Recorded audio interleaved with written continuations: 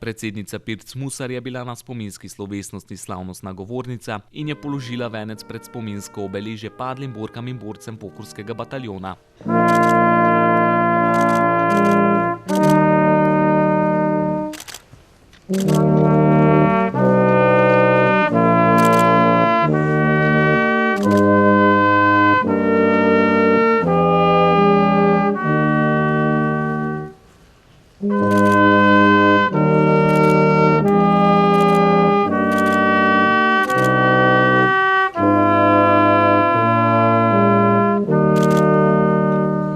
Brez narodno-osvobodilnega boja, s katerim smo se uspešno zoperstavili okupatorjem, bi bila naša prihodnost drugačna, zato njegove vloge v uporu proti okupatorjem in pomena za samostojnost Slovenije ni mogoče zanikati, je na slovesnosti ob 80. obletnici padca Pohorskega bataljona pri Treh žebljih na Osankarici povedala predsednica Nataša Pirc Musar.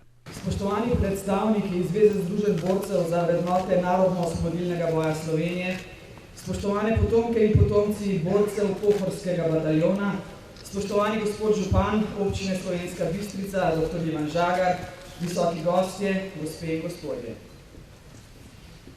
Zahvaljujem se vam za pozornost in povabilo na spominsko slovesnost.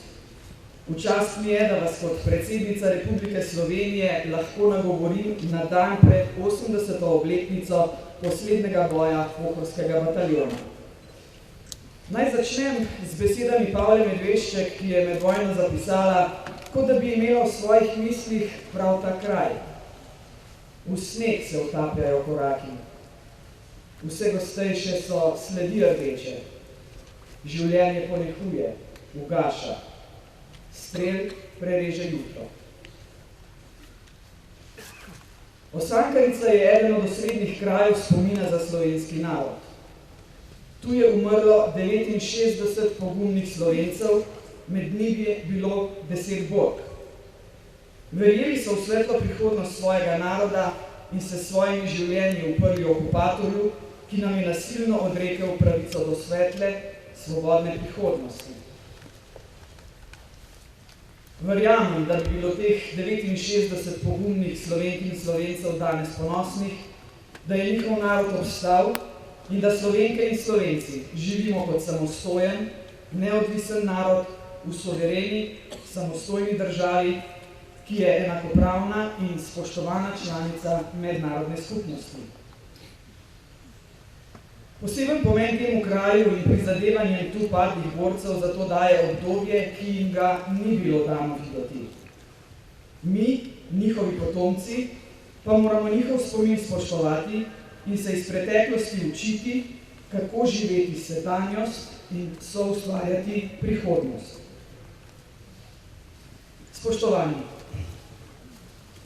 predlani smo praznovali 30. obletnico ustanovitve in obrambe slovenske države, lani 30. obletnico njenega diplomatskega priznanja. Oboje se upada s predlansko 80. obletnico ustanovitve Osvobodilne fronte slovenskega naroda, lansko 80. obletnico ustanovitve Pohorskega bataljona ter letošnjo 80. obletnico poslednjega boja njegovih borcev.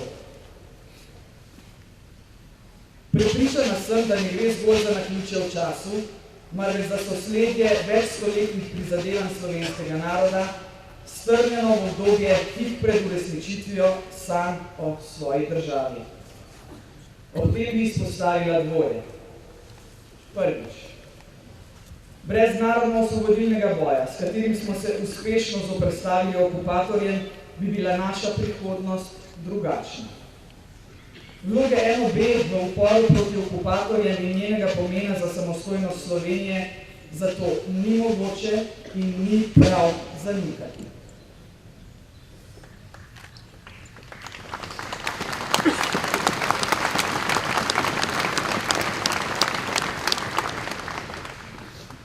Danes ob tem spominskem obeležju, kot Slovenke in Slovenci, državljani Republike Slovenije, naše domovine, stojimo spoštljivo in s hvaležnostjo vsem, ki so tukaj in drugod na Slovenskem in v tujini brez strahu in sramu dali svoja življenja, da njihovi potomci lahko živimo kot svoboden narod. 5 desetletij po poslednji bitki Pohorskega bataljona smo Slovenke in Slovenci zaživeli v svoji državi. Ustanovili smo jo sami, z zgodovinsko podporo na plebiscitu, s poenotenjem tedanje politike in ljudstva ter kolektivno zrelostjo. Čeprav smo stopili na pot negotovosti, smo bili enotni in se zavedali, da imamo kot skupnost naposled priložnost in tudi moč za uresničevanje nacionalnih interesov in spopadanje z izzivi. To je strnitev sosledja vseh prizadevanj našega naroda in zasluga tistih, ki so skozi stoletja ohranjali slovenski jezik, kulturo in slovenstvo. Slednje so branili in ubranili z besedo in orožjem, ko je bilo to neizogibno. Med njimi sta narodno-osvobodilni boj in Pohorski bataljon, ki sta del zgodovinskih temeljev naše države. Zato jima bomo večno hvaležni. Drugič. Včasih se komu zazdi, da je glavni motiv tovrstnim obletnicam podoživljanje zgodovine. Da gre pravzaprav za sentimentalno in nostalgično obujanje časa, ki je minil. Obletnice so za spominjanje pomembne. Še pomembnejše in močnejše pa je njihovo sporočilo. So priložnost, da se opolnomočeni z izkušnjami zgodovine in vedenjem naših prednikov pogovorimo o prihodnosti. O prihodnosti, ki je danes še bolj negotova in polna izzivov. O prihodnosti, kjer se zdi, da se že zdavnaj preživeta zgodovina vojn zlovešče ponavlja. Spoštovani, v sredo 4. januarja 2023 smo se poslovili od gospe Dane Valič-Klanšek. Gospa Valič je bila nekdanja interniranka v italijanskih in nemških koncentracijskih taboriščih, kjer je preživela več kot 3 leta. Bila je nosilka partizanske spominske plemenice ter pobudnica in soustanoviteljica taboriščnega odbora Auschwitz-Ravensbrück. Ob tej priložnosti svojcem in njenim prijateljem še enkrat izrekam iskreno sožalje.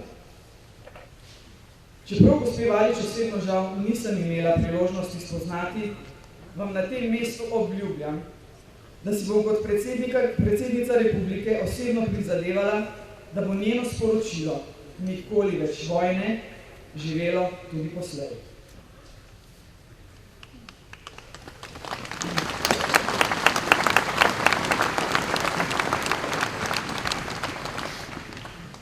V času, ko se na evropskih tleh po 3/4 stoletja ponovno soočamo z vojno, je sporočilo pokojne gospe Valič in preživelih internirank, ki sem jih imela priložnost spoznati lani septembra v Portorožu, življenjskega pomena.